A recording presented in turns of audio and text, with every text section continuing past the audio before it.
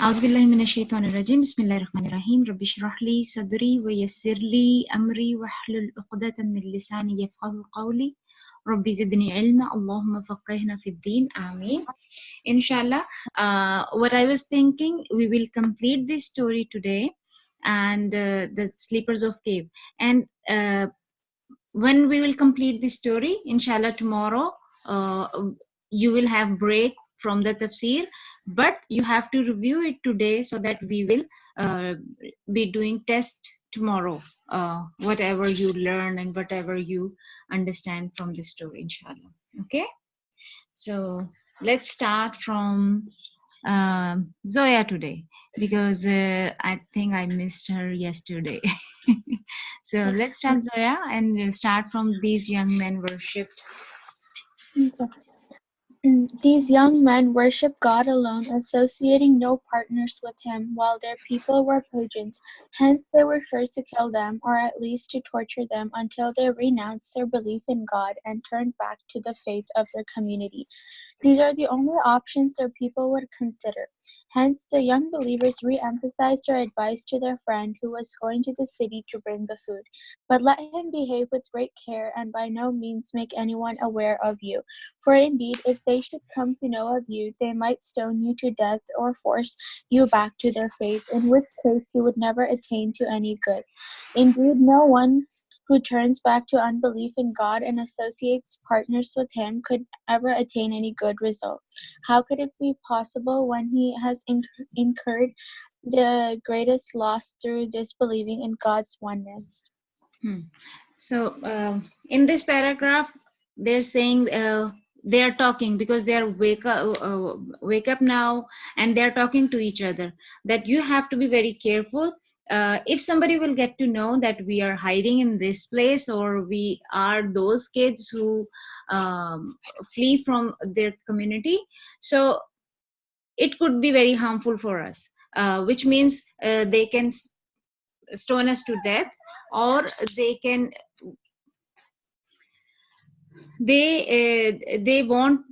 force them to turn back to their old faith which they left earlier. So they are still very conscious about their faith. They are very strong in their faith, so that's why they are very careful by going out as well. So okay, next, Alim, can you read next paragraph? Okay. We are given here a panoramic view of the whole scene.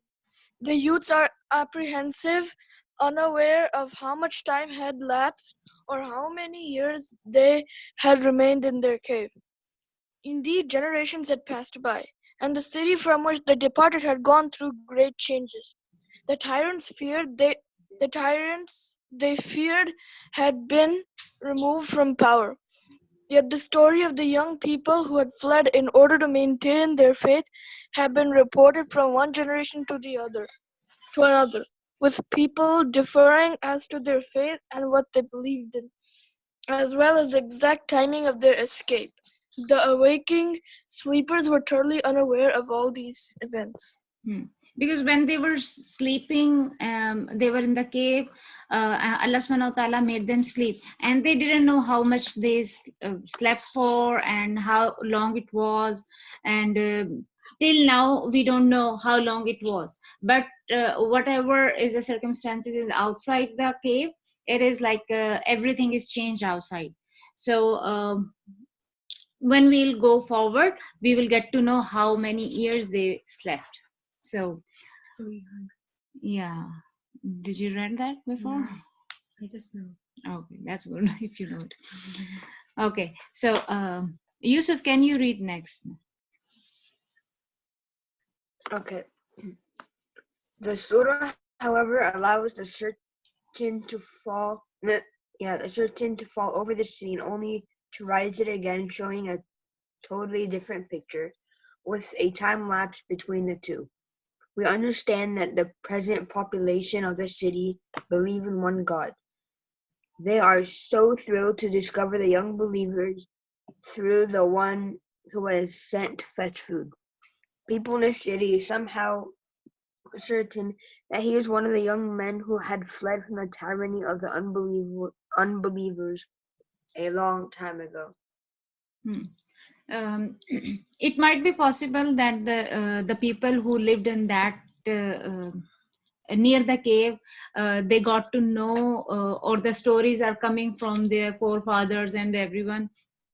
Oh, there was some kids who flee from the community, and we don't know where they are now. So they just disappear from the community. So maybe they got to know. So that's why maybe they are very thrilled to know about them, that, oh my God, you are those kids. So that's going on right now in the story. So inshallah, we'll go forward and get to know more about them. Okay, Zara, can you read now? Surah, however, allows the certain to fall over the scene, only to raise it again, showing a totally different picture with the time lapse between the two. We understand that the present population of the city believe in God. They are so thrilled to discover the young believers through. I think Yusuf read this next paragraph. Okay. Okay, we need to stretch our imagination somewhat to realize the magnitude of the young men's surprise as they heard from their friend what had happened during their sleep. He assures them that the city has experienced a great change since their departure. There was now nothing in the new society that they could not accept. Indeed, all that they had once known in that city was now totally different. They themselves belonged to a generation that had long since gone. To the present people in the city, they were a marvel. Hence, they would not be treated like ordinary human beings. They were totally unrelated to the present generation. Their relatives, friends, ties, concerns, feelings, habits, and traditions had either been severed or undergone radical change. They were no more than a living memory, not real people. Therefore, God had spared them all that could result from their joining from this new generation, all, and cause them to die. So, can anyone experience something which I'm going to ask now? If you think that your grandmother or grandfather just slept in their young age and they just woke up at your time, how they will feel?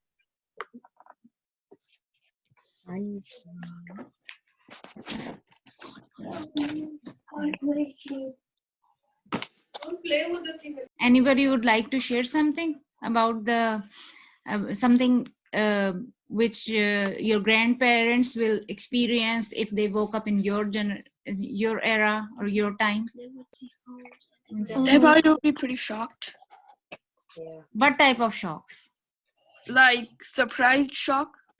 Surprise. Everything would be very changed, right? Because when I was very young, we didn't have mobile phones, so we had the other phone, the dial-up phone. So it was very strange when people were said, oh, the people will see each other on the phone and they can talk. So I was very surprised, like how this would be possible. And now the technology is so fast and everything is so easy now, and whatever is someone say, it could happen in the future. So our grandparents, so these kids are just like that. They were just slept many years ago, and when they woke up, everything was changed, everything. So their culture, their friends, their concerns, their habits, even the traditions, and the society is also changed. What our Santa Clara was before 10 years, it's not now. Lots of new changings are here. And if someone who left this place 50 years ago, 20 years ago, when he will come back, he will not recognize this. So everything got to change with the time period. So okay, so who is next? Who wants to read? Okay, Muhammad, you can read. All this is left. All this is left to our imagination. The surah portrays the final scene when they are allowed to die, the people standing outside the cave disputing among themselves about their faith and how to preserve their memory for the future generations. It moves directly to outline the moral of this remarkable story. In this way have we drawn people's attention to their case so that they might know that God's promise is true and that there can be no doubt as to the last hour. The people disputed among themselves as to what happened to them. Some of them said, erect a building in their memory. God knows their case best. Those whom opinion prevailed in the end, indeed we must surely raise a house of worship in their memory. Because now it's the final scenes. The surah is portraying final scene. They got to know, okay, these are the kids who left many years ago and they disappeared. Now we found them, so now they are planning, okay, we found them, now what we can do. Should we build a house for them, or should we build a building where they were staying? So they're just talking about these things. So next is Tahrim, can you read next?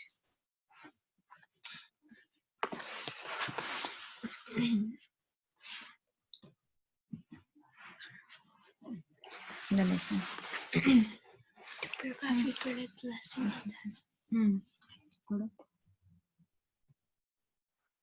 The lesson here is clear. The end those young people met shows a real, tangible example of how resurrection takes place. The people in the city felt the full impact of resurrection and realized, as they could never have done otherwise, that God's promise in respect of resurrection after death will come true and the last hour is certain to come. This was all seen in the awakening of those sleepers from their long sojourn in the cave. Next people. Read next. Some people suggested that they should commemorate them, erect a building in their memory. Verse 21. The building thus erected would not determine their faith, as the people who discovered them did not know what faith exactly the sleepers.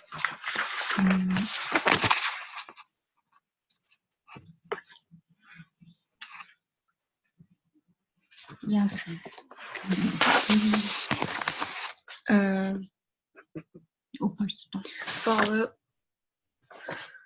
Follow God knows their case best. In verse 21, it is He alone who knows their faith. But the people who enjoyed authority in the city decided differently. Those whose opinion prevailed in the end said, indeed, we must surely raise a house of worship in their memory. Verse 21. That was the way followed by Jews and Christians who erected temples over the graves of their saints and divines. Some Muslims today imitate their action in clear defiance of the Prophet's teaching. In condemning this practice, the Prophet once said, God curses the Jews and Christians who erect temples at the graves of their prophets and saints. So, as we discussed before, that they woke up and the community got to know that they are those kids. So they are planning what we can do and what we have to do for them. So somebody says that, okay, we can make a building over here, and we can do something which everyone will remember them. So in the verse 21, those whose opinion prevailed in the end said, indeed, we must surely raise a house of worship in their memory. So they want to raise a house to worship in their memory, which is got to know.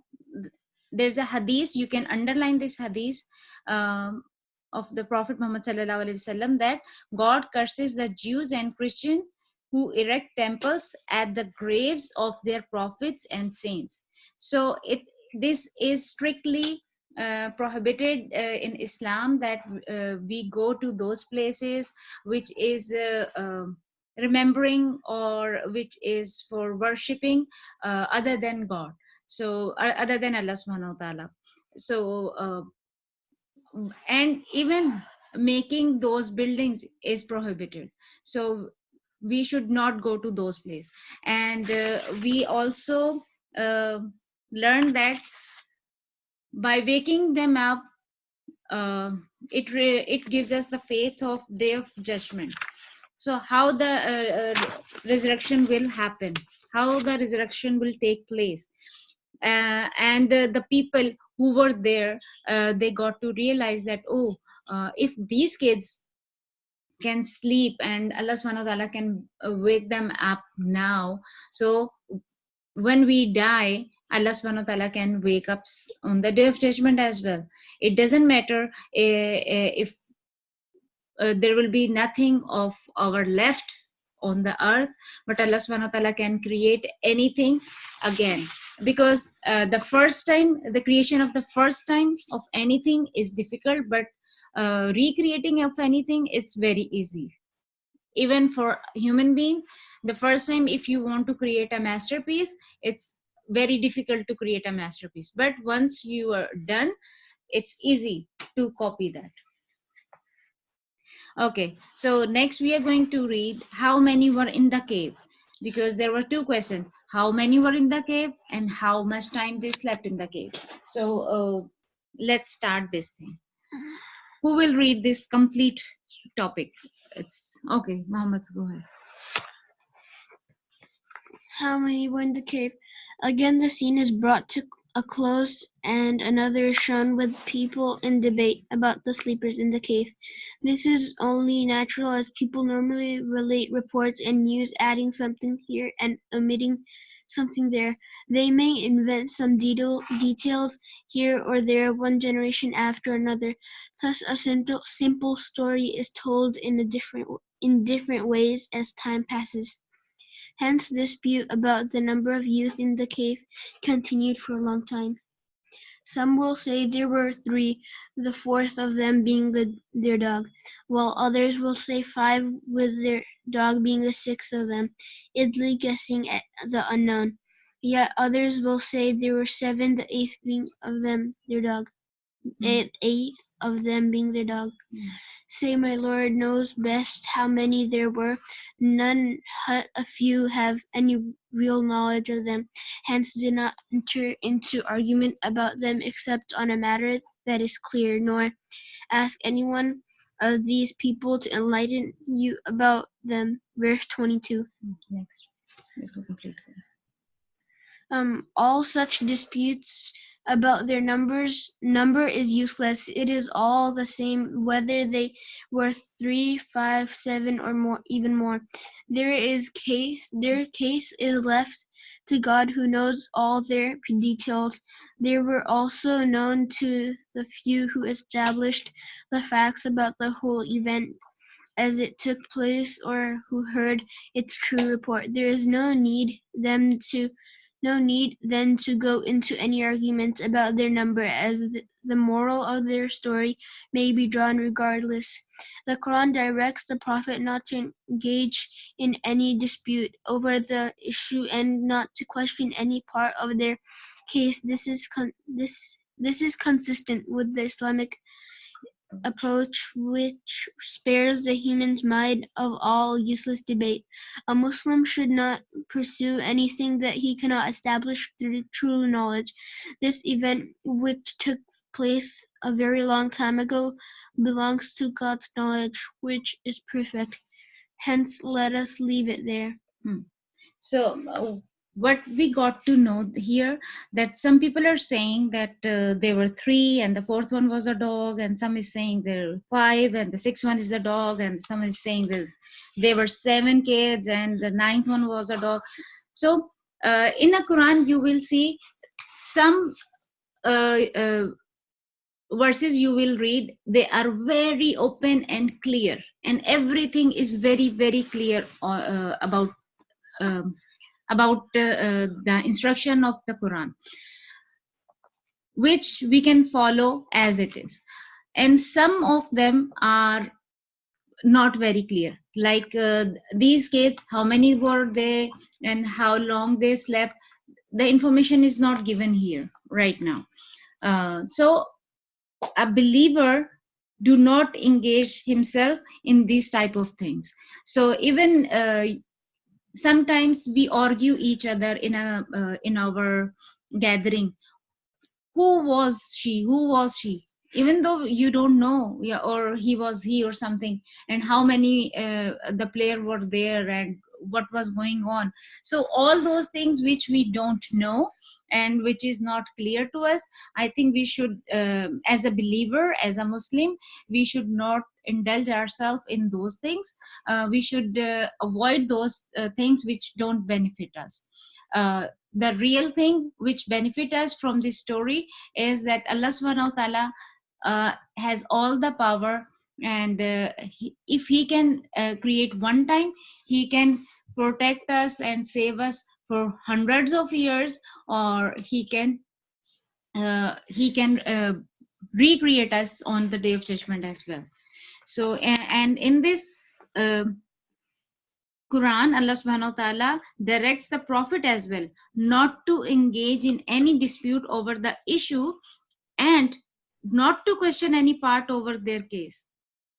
And you can underline this, I think, of this paragraph, that third last line, that it is a useful debate. A Muslim should not pursue anything that he cannot establish through true knowledge.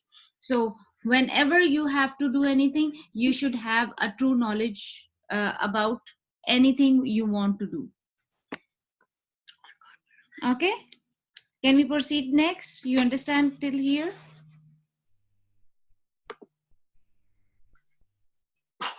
Yes. Okay, good. On God we rely. Okay, Zoya, can you read? Yeah. On God we rely. In connection with the prohibition of dispute about unknown events of the past, an order is given not to prejudge the future or its events. It is impossible for man to know what may happen in the future. Hence, he should not give any definite judgment of it.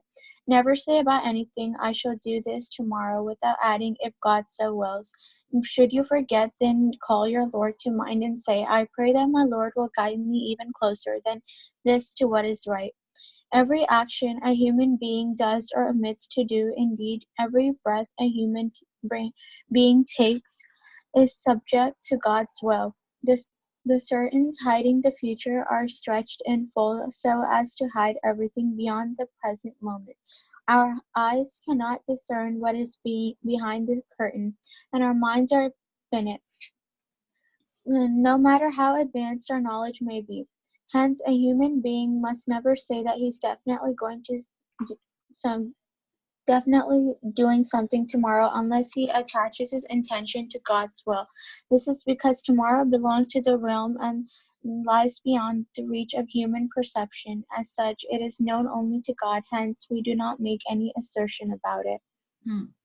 So here in the verse number 23 and 24, we learned that if you are planning something for a future, okay, I will do that, I will visit you, I will eat this thing or something like that, you have to say inshallah, if God wills, because we don't know.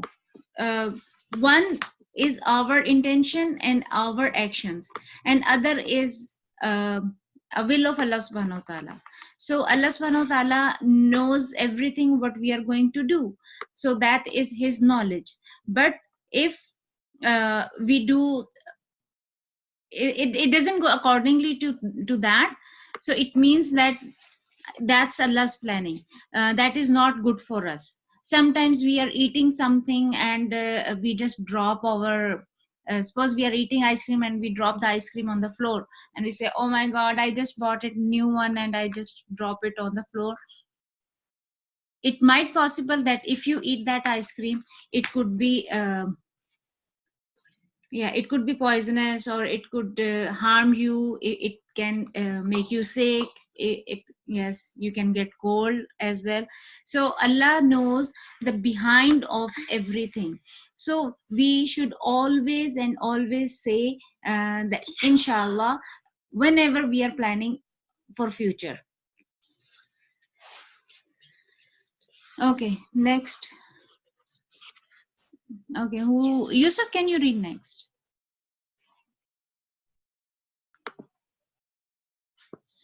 Okay. This does not mean that man should be fatalistic, giving no thought to the future and making no plans for it. Do not live for the present moment, cutting himself off from his past and future. No, this is not what the directive implies. Rather, what is implied is that every human being must make an allowance for what God may will in his case.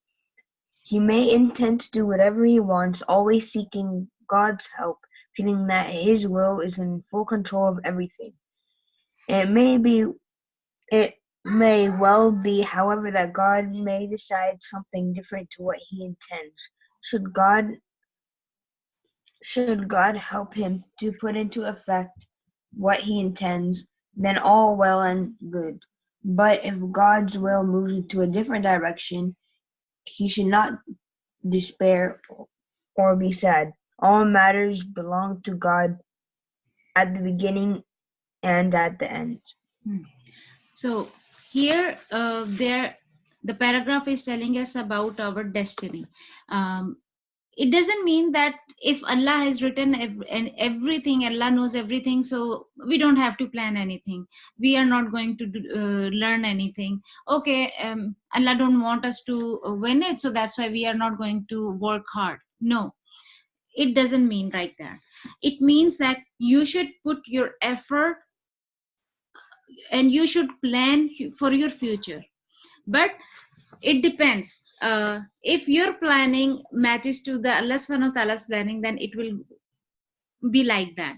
But sometimes something happened very differently, and you thought that, oh my god, I planned something else and it is happening something else, and you feel very sad. And sometimes your parents plan to go somewhere and suddenly they change the plan. It is in your destiny that you will not go there, but they planned according to that.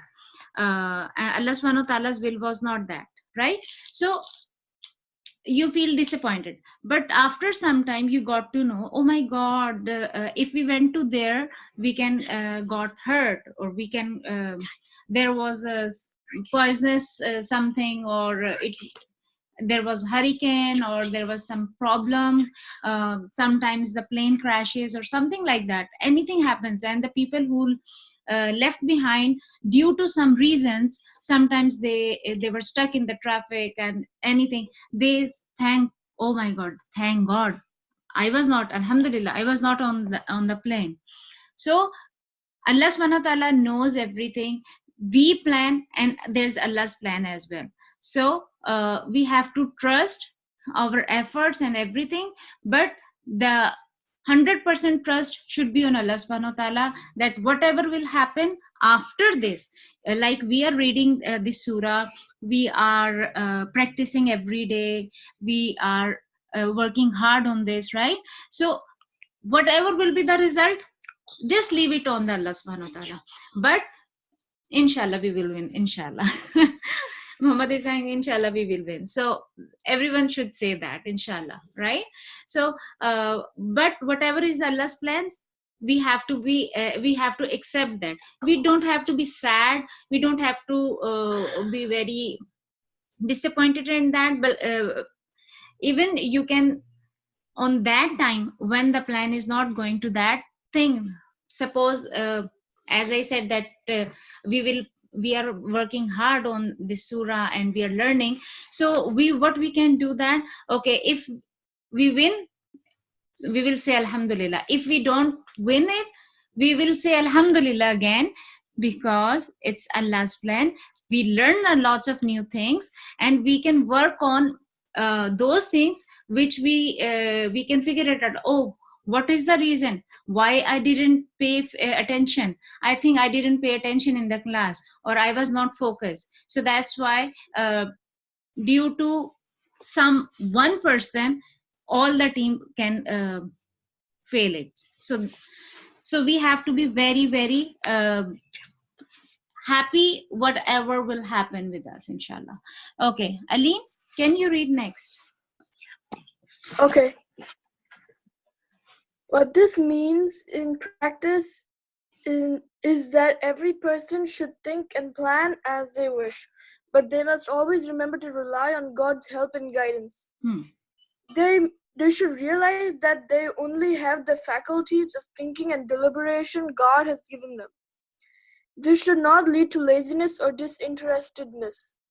On the contrary, it should give us more strength, confidence, reassurance, and resolve. Should events reveal that God's will has moved in a direction different to what we planned, we should accept this with contentedness and reassurance. We submit to God's will because it is beyond our knowledge until God makes it known. You can read next, because I explained this, so you can read next as well. This is a method Islam instills into the minds of its followers. Hence, a Muslim does not feel alone when he plans or thinks of the future. Neither does he show any conceit or arrogance when he succeeds, nor is he overtaken by depression and despair when he fails.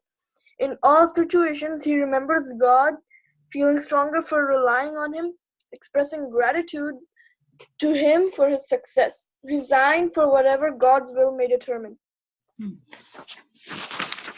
So what they're now telling us, that if your planning is successful, you don't have to be proud, or you don't have to be arrogant on that. And on the other hand, if your planning is not going through, and it's not according to your plan, things are not according to your plans, so you don't have to be very sad. You have to trust on Allah subhanahu wa ta'ala and think, why things are not going in my way? Okay, next time I will work more harder, I will work on this and that, and okay, I will improve myself. So there is always a chance to improve. Okay, next, Yusuf, can you read next paragraph? Okay. Should you forget, then call your Lord to mind. Verse 24. This is what a Muslim should do when he forgets to relate his intentions to God's will. He should remember God and renew his reliance on Him. He should also hope to remain always conscious of God, turning to Him in all situations and all future actions, always saying, I pray that my Lord will guide me even closer than to what is right. Verse 24. This short prayer indicates that it is not so easy to always turn to God in all affairs. Hence, a prayer to try always to maintain it and improve on one situation. So we just completed this one, and there's a reminder that a Muslim should do when he forgets to relate. Your all intention should be with Allah subhanahu wa ta'ala. We should recall every time. And we should have the fear of Allah subhanahu wa ta'ala, which is called the conscious or the taqwa, inshallah. So Zoya, can you read this long was their sleep and complete this topic, inshallah? Okay. Long was their sleep. With all that has been said and told, we have still not been informed of the duration of the sleepers' stay in their cave. Now we are told for certain. So they stayed in their cave 300 years, and some had add 9 years more. Say, God knows best how long they remained there. His alone is the knowledge of the secrets of the heavens and earth. How well does he see and hear? This is the truth of the length of their stay in the cave, given to us by the one who knows all secrets in the heavens and the earth. Well, indeed, he sees and hears. Perfect is his knowledge. His statement puts an end to the matter, leaving no room for dispute. A final comment is added about the whole story, in which we see faith in God's oneness clearly apparent in all its details. No guardian have they apart from him, nor does he allot to anyone a share in his rule. A further comment is added in the form of a directive to the prophet to recite what God has revealed to him, as it represents the final word and the truth that admits no falsehood whatsoever. He should seek refuge from him, for no one can provide any shelter other than he. When the young men of the cave sought his protection, he spread his grace over them and provided them with his guidance. Recite whatever has been revealed to you of your Lord's book. There is nothing that could alter his words. You should find no refuge other than him. Thus ends the story of the people of the cave. It was preceded and intermingled with directives. Indeed, stories are given in the Quran to add emphasis to such directives. The Quran maintains perfect harmony between its directives and the way they are presented in the context of the story. Alhamdulillah, we completed our this story, the sleepers of the cave, and we got to know at the end that how long they slept. They slept 300 years, and some add 9 years more.